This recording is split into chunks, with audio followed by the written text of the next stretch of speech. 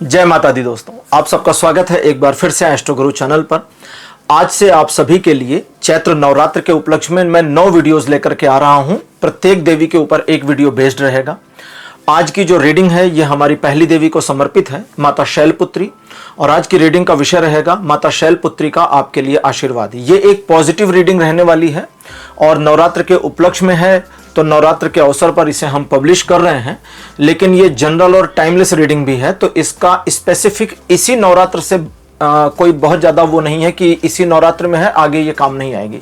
तो अगर by chance आपने ये वीडियो तब देखा है जब चैत्र नवरात्र नहीं चल रहे, तो भी ये रीडिंग आपके ऊपर रेजोनेट कर सकती है। ठीक है, तो आज की रीडिंग के लिए 2 पाइल्स को बनाया गया है, जिनके सिंबॉलिक्स आपकी स्क्रीन के ऊपर अब एक साथ दिखाए जा रहे हैं। पाइल नंबर 1 कलश और पाइल नंबर 2 नारियल। 2 पाइल्स आपके सामने, 2 पाइल सिंबॉलिक आपके सामने आपकी स्क्रीन पर एक साथ हैं। दोनों में से आपको जो अच्छा लगे उसे अपनी पाइल मानिए। अकॉर्डिंगली आज की रीडिंग को देखिए, ये आपके साथ रेजोनेट करेगी। हर बार की तरह इस बार भी टाइम स्टैम्प्स को डिस्क्रिप्शन और कमेंट सेक्शन दोनों जगह पोस्ट किया गया है, ताकि आपको सुविधा रहे अपनी पाइल की रीडिंग पर डायरेक्ट पहुंचने के लिए। टाइम स्टैम्प पर क्लिक करिए, वीडियो आगे चला जाएगा और आप डायरेक्ट अपनी पाइल की रीडिंग पर पहुंच जाएंगे। जो लोग आज मुझसे पहली बार जुड़े हैं उनका एस्ट्रो गुरु चैनल पर मैं बहुत बहुत स्वागत करता हूं। आप सभी इस चैनल को सब्सक्राइब जरूर करिए, बेल आइकन भी प्रेस करिए, क्योंकि जब आप बेल आइकन प्रेस करते हैं तो नए वीडियोस की नोटिफिकेशन आपके फोन पर आनी शुरू हो जाती हैं। और मेरे रेगुलर व्यूअर्स और सब्सक्राइबर्स, आप सभी के सहयोग और प्यार के लिए बहुत बहुत आभार। आगे बढ़ने से पहले आपको बता दूं कि मैं एक प्रोफेशनल एस्ट्रोलॉजर, एक प्रोफेशनल टैरो रीडर भी हूं। तो आपकी स्क्रीन पर यह नंबर जो आ रहा है, इसके ऊपर आप संपर्क कर सकते हैं अगर आपको अपने लिए एक पर्सनल टैरो रीडिंग सेशन चाहिए या अपनी कुंडली मुझे दिखाना चाहते हैं। ये व्हाट्सएप नंबर है, तो इस पर कॉल नहीं करना है, इस पर मैसेज करिए। मैसेज के थ्रू सारी इंफॉर्मेशन मेरी टीम मेंबर आपको प्रोवाइड करेगी और आपकी हेल्प करेगी मेरे साथ आपके सेशन को बुक करने में। तो चलिए आज की रीडिंग को शुरू करते हैं और आपकी पाइल में मिलते हैं।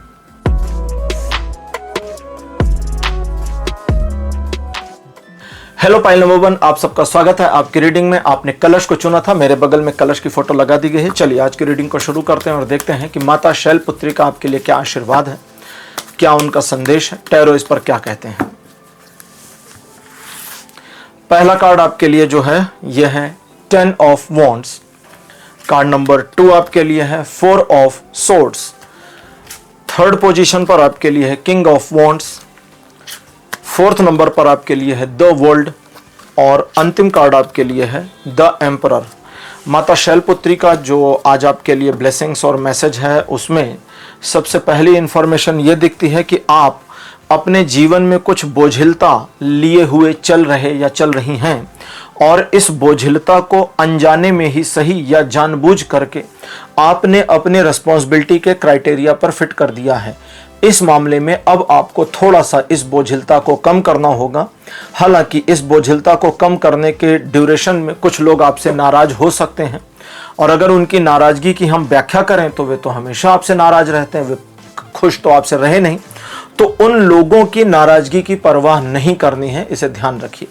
लेकिन जो आपके लिए बोझ नहीं है बट आपके लिए रेस्पॉन्सिबिलिटी है, कुछ ऐसी चीजें होती है ना कि जिसे हम बोझ नहीं मान रहे लेकिन हमारी रेस्पॉन्सिबिलिटी है, उस रेस्पॉन्सिबिलिटी में भी 2 अवयव हो जाएंगे, 2 पार्ट हो जाएंगे। नंबर 1, एक आपकी कोर रेस्पॉन्सिबिलिटी है और एक जो आपकी रेस्पॉन्सिबिलिटी तो है लेकिन होनी किसी और की चाहिए थी। कई बार ऐसा होता है परिवार में, जॉब में, बिजनेस में, कहीं पर भी, कि उसे हम अपनी रेस्पॉन्सिबिलिटी मान के चल रहे हैं जबकि वो किसी और की होनी चाहिए।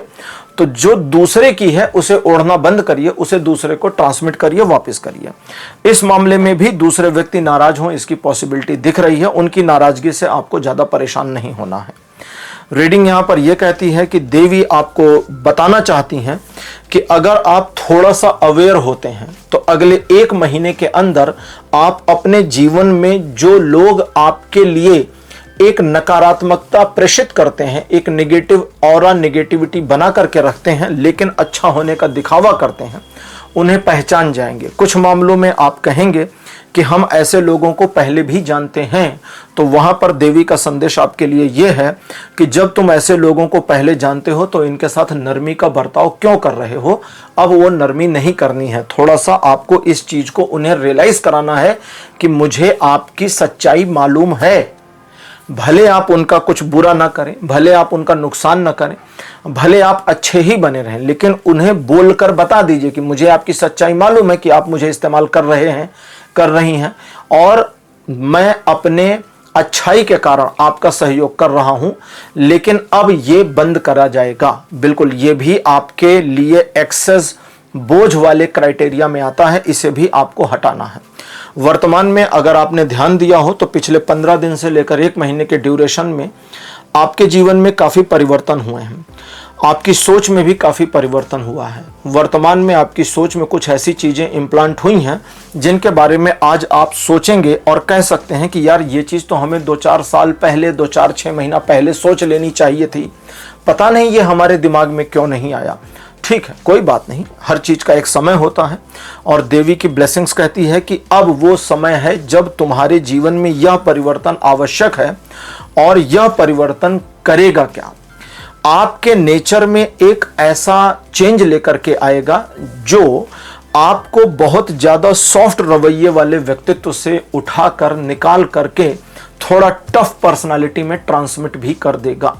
और इस टफ पर्सनालिटी की अगर ध्यान दिया जाए तो वस्तुतः आपको ज़रूरत है, और ये जो ज़रूरत है इसके बारे में आप जरा विचार करके अपनी टफ पर्सनालिटी को इस्तेमाल करें। अब इसका ये मतलब नहीं कि हर किसी के साथ आप टफ पर्सनालिटी दिखाते रहें, हर किसी के साथ रूड हो जाएं या गुस्सा हो जाएं, नाराज हो जाएं या उसे बताते फिरें कि मैं आपसे नाराज हूं। नहीं, जहां ज़रूरत है सिचुएशन में वहां आपको यह दिखाना है, जहां जरूरत नहीं है वहां नहीं दिखाना। लेकिन आपके व्यक्तित्व में आए इस परिवर्तन को अगर दूसरे लोग जज करते हैं, दूसरे लोग पकड़ लेते हैं कि भाई आप पहले ऐसे थे अब ऐसे हो गई हैं, तो वहां पर आपको वहां स्वीकार कर लेना है, स्वीकारोक्ति लाइए कि हाँ ठीक है, मेरे व्यक्तित्व में परिवर्तन आया है, ईश्वर की कृपा से आया है, देवी की कृपा से आया है, और जो आया है वो मुझे स्वीकार है।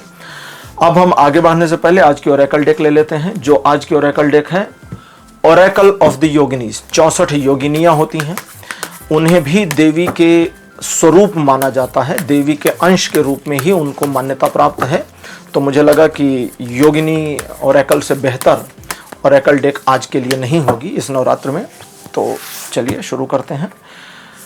पहली योगिनी आपके लिए है श्री भवानी पद। सेकंड पोजीशन पर आपके लिए हैं श्री तारिणी पद। थर्ड पोजीशन पर आपके लिए हैं श्री ईर्ष्या हरम पद। और फोर्थ नंबर पर आपके लिए हैं श्री डुम्बारा पद। और अंतिम देवी आपके लिए हैं श्री शौतिरहम।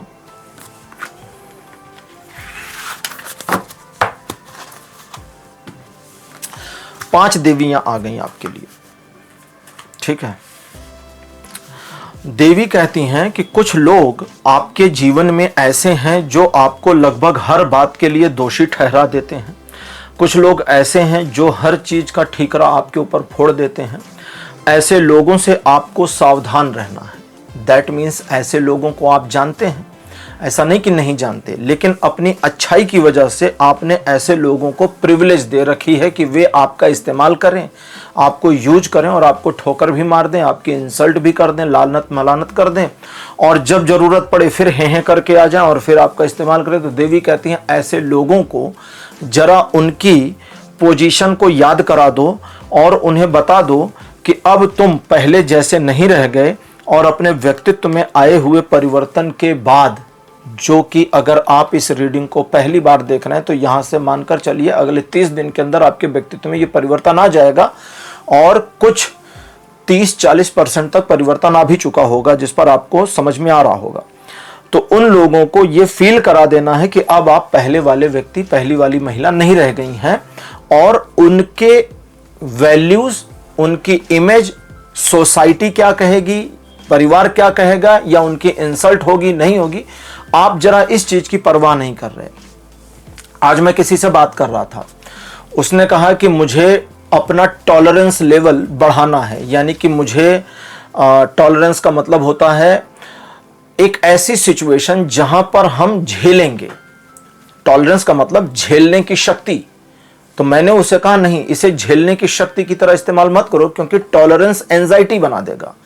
क्योंकि हम झेलना नहीं चाहते और आप झेल रहे हो तो फिर एंजाइटी बनेगी, दुख होगा, तकलीफ होगी। टॉलरेंस की बजाय इग्नोरेंस कर दो कुछ मामलों में, या उस मामले में। इग्नोरेंस का मतलब कि हम तो कंसीडर ही नहीं करते भाई, तुम्हें भाड़ में जाओ, टॉलरेंस का मतलब तुम्हारे इस घटिया व्यवहार को हम झेल रहे हैं। हमने ये बता भी दिया। देवी कहती है पहले तो बता दो कि तुम्हारे इस व्यवहार को हमने बहुत टॉलरेट कर लिया, बहुत झेल लिया, अब हम झेलना बंद कर रहे हैं। दैट मीन्स अब हम इग्नोर कर देंगे तुम्हें। लेकिन यहां आपके लिए जो इग्नोरेंस है वो किस लेवल का है? वो है कि अपने आप को रिजिट करना, कि रिजिट मतलब रोक के रखना, कि अब आप उसके बहकावे में ना आए या उसके इस्तेमाल की वस्तु ना बन जाए। इस पूरे प्रकरण में तारिणी देवी कहती हैं, योगिनी देवी तारिणी ये कहती हैं कि जब तुम ऐसा करोगे तो वस्तुतः तुम्हारे अंदर और परिवर्तन आ जाएगा। ये परिवर्तन तो व्यक्तित्व का था, लेकिन एक रियलाइजेशन का परिवर्तन आ जाएगा। अगर आपको रियलाइज नहीं होगा कुछ, तो आप चीजों को समझ नहीं पाएंगे। हमारा रियलाइजेशन, हमारा एक किसी सर्टेन पॉइंट पर आत्मज्ञान आवश्यक है। जैसे आपने सुना होगा कि भगवान बुद्ध को परम ज्ञान प्राप्त हुआ। अब किसी से बात मेरी हो रही थी, और कई स्क्रिप्चर्स में भी और कई ज्ञानियों ने भी कहा है, लिखा है, कहा है कि भाई भगवान बुद्ध को परम ज्ञान प्राप्त हुआ मतलब दुनिया का जो अल्टीमेट सबसे एक्सट्रीम नॉलेज है, जिसे हम ज्ञान कहते हैं, ज्ञान की चरम अवस्था, सबसे टॉप, वो उनको मिल गया। भगवान महावीर को भी वो मिल गया, ठीक। लेकिन क्या उनको फिजिक्स का फार्मूला पता है? नहीं, फिजिक्स नहीं आती। उनको अलजेब्रा पता? नहीं, उनको नहीं पता। उनको एस्ट्रोनॉमी पता? उनको क्या जरूरत है? क्योंकि ये जो ज्ञान है, एस्ट्रोनॉमी, फिजिक्स, अलजेब्रा, केमिस्ट्री, ये सब अज्ञान की चीजें हैं। ज्ञान तो है लेकिन अज्ञान है। क्यों? क्योंकि ये पुस्तकीय ज्ञान है, ये अल्टीमेट ट्रुथ नहीं है।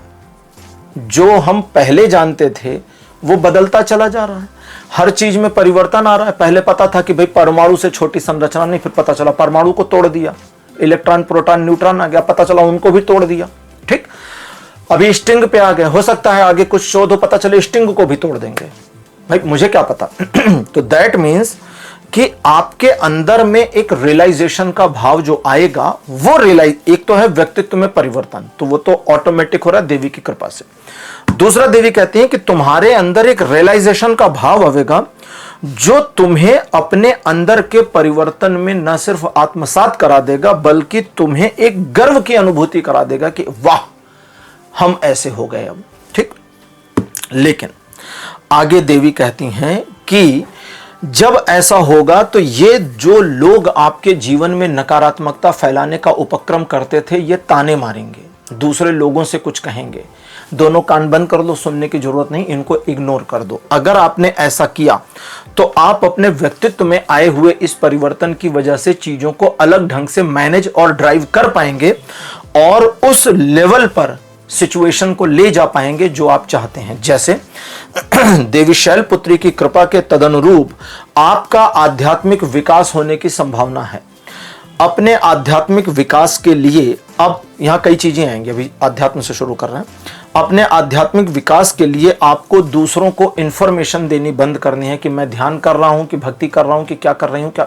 दूसरों को ज्ञान मत दीजिए, जो कर रहे हैं करिए, और उनके ऊपर अपना विश्वास एक तरफा बनाकर छोड़ दीजिए। आपने सुना होगा ना, एक तरफा प्यार। ईश्वर से भी हम एक तरफा प्यार ही करते हैं। ईश्वर हमें आई लव यू कहने तो आते नहीं है, ठीक। हम ही कहते हैं कि हम आपके भक्त, हम आपकी शरण में, अब आप हमारी नैया पार लगाओ। तो उधर से हमें उनका वर्बल इंफॉर्मेशन नहीं आता, एक स्पिरिचुअल इंफॉर्मेशन आती, तो वो कहते हैं कि एक तरफा समर्पण करके अध्यात्म में आगे बढ़ जाओ।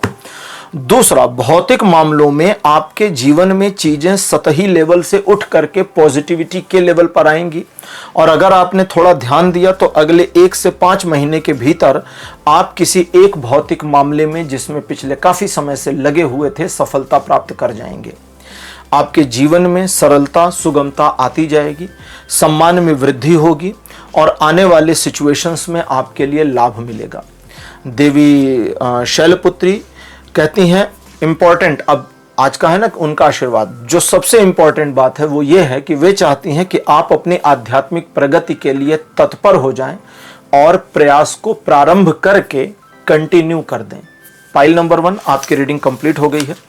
आज की रीडिंग आपको कैसी लगी? अपने एक्सपीरियंस, अपने अनुभव कमेंट सेक्शन में जरूर लिखिए। इस वीडियो को लाइक करिए, शेयर करिए और चैनल को सब्सक्राइब करना मत भूलिएगा। अगले वीडियो में आपसे फिर मिलूंगा। Bye bye.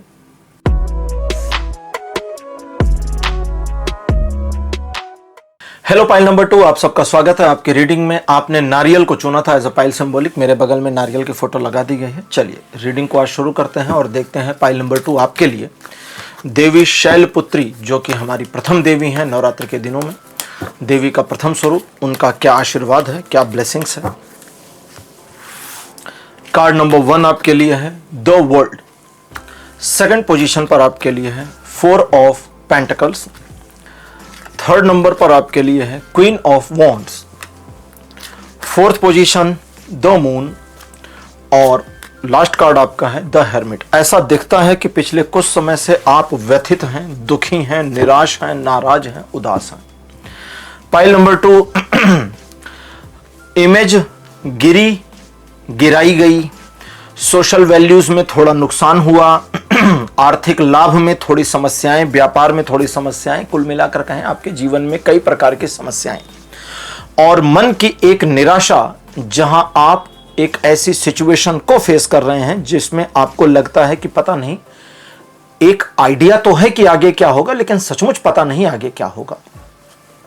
तो यहां आपका सोचना गलत नहीं दिखता। देवी ने आपके जीवन में एक से अधिक बार परिवर्तन किए। परिवर्तनों के सापेक्ष में आपके जीवन में आपने प्रगति करी, अपनी गलतियों से नुकसान भी उठाया, अननेसेसरी दूसरों पर बिलीव करके, ट्रस्ट करके भी नुकसान उठाया और आपके जीवन में आपने अपने आप को एक ऐसी स्थिति में अब आने दिया है या आप ले आए हैं जहां आपको एक ऐसी नकारात्मकता महसूस हो रही है कि आपको लगता है कि इस सिचुएशन से निकलना मुश्किल है। सबसे पहली चीज देवी जो आपको समझाना चाहती हैं, देवी शैलपुत्री, वे कहती हैं, हालांकि ये आना तो मेरे लिए ओरेकल कार्ड से चाहिए लेकिन यहीं आ गया, तो खैर वे जल्दी में हैं, शायद आपको जल्दी बताना चाहती हैं। वे कहती हैं कि अपने मन की आंखों को खोलो और अपने मन की आंखों को खोलो और देखो दृष्टांत को, तब मिलेगा मार्ग तुम्हें। अब इसे हम डिकोड कर लेते हैं। मन की आंखें कैसे खुलती हैं? मन की आंखें खोलने का मतलब आपको शांत भी होना होगा और ध्यान में मग्न भी होना होगा। सिर्फ ध्यान करने से काम नहीं चलेगा, ध्यान में मग्नता भी चाहिए, ध्यान में रुझान भी चाहिए। वो उस तरह से ध्यान नहीं करना कि हम 5 मिनट किसी तरह से आंखें मूंद करके बैठे रहें, 5 मिनट हुआ कि नहीं, घड़ी देखें हुआ कि नहीं, फिर घड़ी उधर इधर, है ना, फिर यहाँ खुजा रहे हैं, फिर वहाँ खुजा रहे हैं, फिर बाल ठीक कर रहे हैं, फिर पता चला अरे शायद मेरी हाथ की उंगलियों की मुद्रा सही नहीं, आंखें खोल करके उसको देखा, कभी एक आंख खोल कर चेक कर रहे, ये सब नहीं चलेगा। इसे करते कैसे हैं इसको समझे पहले। ज़्यादा अच्छा होगा कि आप एकदम भोर का समय ले लें, सुबह सुबह का, मानकर चलिए 7 बजे से पहले। किसी वजह से अगर ये नहीं हो पाता तो फिर नाइट का समय ले लें, रात को 10 बजे से पहले। या अगर आप ऐसी लोकेशन पे रहते हैं, ऐसे घर में रहते हैं जहां आपके पास दिन में समय है और घर शांत रहता है, हो सकता है गृहिणियां हो, उनका कहना हो कि भाई हमारे लिए ना बीच में 1 घंटा दोपहर में एकदम शांत रहता है घर में, पति भी नहीं, बच्चा भी नहीं, स्कूल चले गए, एकदम शांत, तो ठीक है, चल जाएगा, लेकिन एकदम शांत वातावरण चाहिए, ठीक है, हो हल्ला नहीं चाहिए, शांत वातावरण हो, कपड़े टाइट और कसे ना हो, ढीले हो। थोड़ा सा ढीले का मतलब कपड़े टाइट होते हैं तो हमारा ध्यान कपड़ों पे चला जाता है, थोड़ा ढीले वस्त्र होंगे तो ध्यान कपड़ों पे नहीं जाएगा, बस इतना सा मामला है। बाकी आप चाहे जो पहनिए, कोई बाउंडेशन नहीं। अगर आपको जीन्स में कंफर्टेबल है तो वह ठीक है, कोई दिक्कत नहीं, मर्जी आपकी। बैठ जाइए एक शांत जगह पर, घर में कहीं पर भी जहां आप कंफर्टेबल महसूस करते हैं। कमर को कर लीजिए सीधी और सीधी करने के बाद पलथी मारकर यानी सुख आसन में बैठकर अपने इंडेक्स फिंगर और थंब को मिला करके 3 उंगलियां खोल करके ध्यान की मुद्रा बना लीजिए। सभी जानते हैं मेरे ख्याल से। ध्यान की मुद्रा दोनों हाथों में बनाने के बाद आंखें खोलकर अपने आप को बताना है कि ध्यान की मुद्रा बन गई और अब मैंने दोनों हाथों को अपने घुटनों पर रख दिया है। ये अपने को पहले बता दीजिएगा, क्योंकि क्या होगा वो मैं बताने जा रहा हूं और क्यों बताना है वो समझिए। अब उसके बाद आंखें बंद कर लीजिए और आंखें बंद करके सिर्फ शांति से बैठ जाइए। आपको न देवी का ध्यान करना है, न किसी ओम का उच्चारण करना है, न किसी भगवान को याद करना, बस आंखें बंद करके बैठ जाइए। देवी चाहती हैं कि आप आंखें बंद करके बैठें, लेकिन स्थिर भाव से बैठें। स्थिर का मतलब अब खुजाना नहीं शुरू करना है। अगर कहीं पर आप बैठे हैं और इस हाथ में चंचनाहट हो रही है और आपको लगता है कि रब करने की जरूरत है, तो चुपचाप बैठे रहिए, थोड़ा सा पेन सहिए, थोड़ी देर में वो शांत हो जाएगा। अगर आपने एक जगह रब कर दिया, सहला दिया, तो दूसरी जगह शुरू, तीसरी जगह शुरू, फिर ये कंटिन्यूअस हो जाएगा।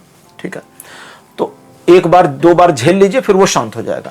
आंखें बंद करके बैठिए और कहती हैं कि जो विचार चलते हैं उन विचारों में विचारों के साथ चलते रहो।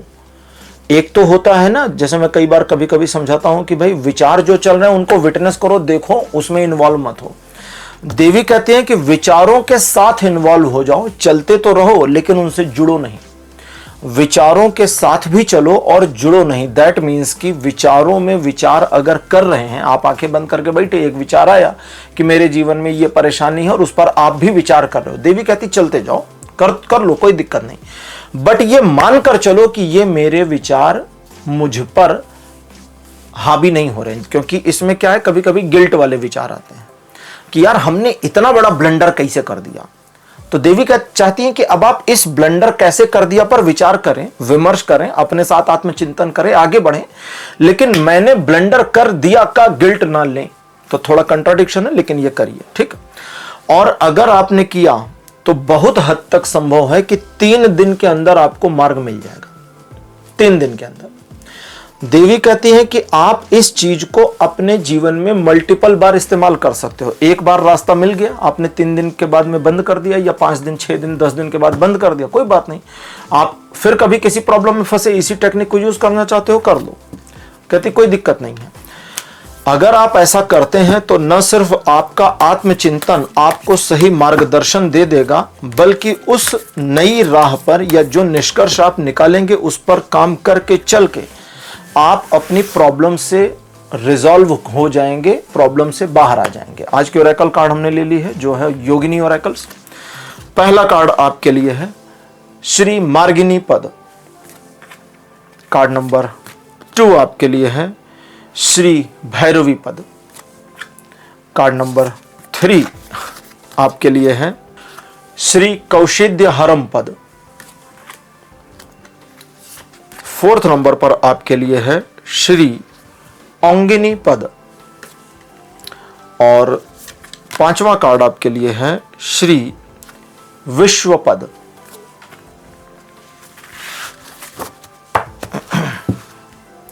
योगिनियों की संख्या नॉर्मली तो 64 ही बताई गई है, लेकिन कुछ ऐसे भी मंदिर हैं जहां पर 81 योगिनी की मूर्तियां बनी हुई थीं। जब वो मुगल कालीन आक्रमण वगैरह हुए थे ना, तो उनकी एक मान्यता होती है कि दूसरों के धर्मस्थल तोड़ डालो।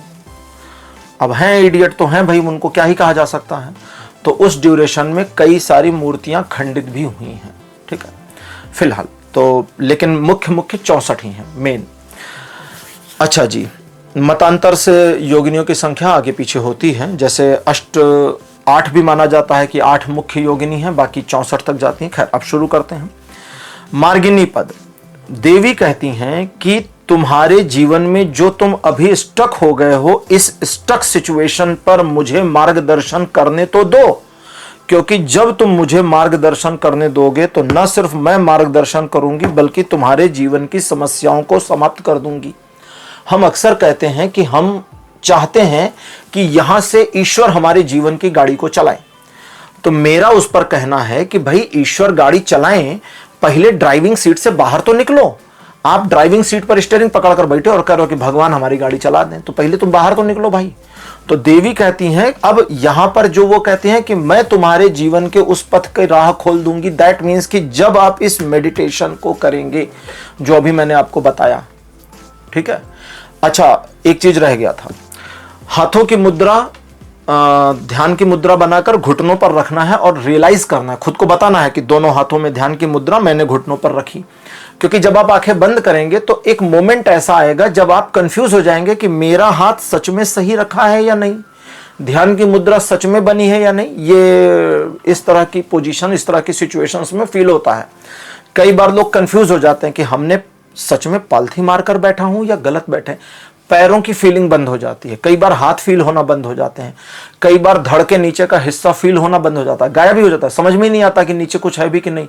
कभी कभी कुछ लोगों को लगता है ध्यान करते हैं 15 मिनट, आधा घंटा, 1 घंटा, और उसके बाद में देखते हैं कि अच्छा हम जमीन पर ही थे क्या।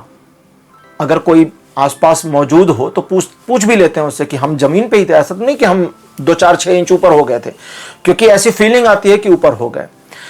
क्योंकि जब उस पोजीशन में आप बैठते हैं तो आप विश्व रूप से जुड़ना शुरू करते हैं, यूनिवर्स से कनेक्टिविटी बनती है, जिसे हम अध्यात्म में क्या कहेंगे, ये तो मॉडर्न लैंग्वेज हो गई ना कि यूनिवर्स से कनेक्टिविटी बन रही, ये मॉडर्न लैंग्वेज है।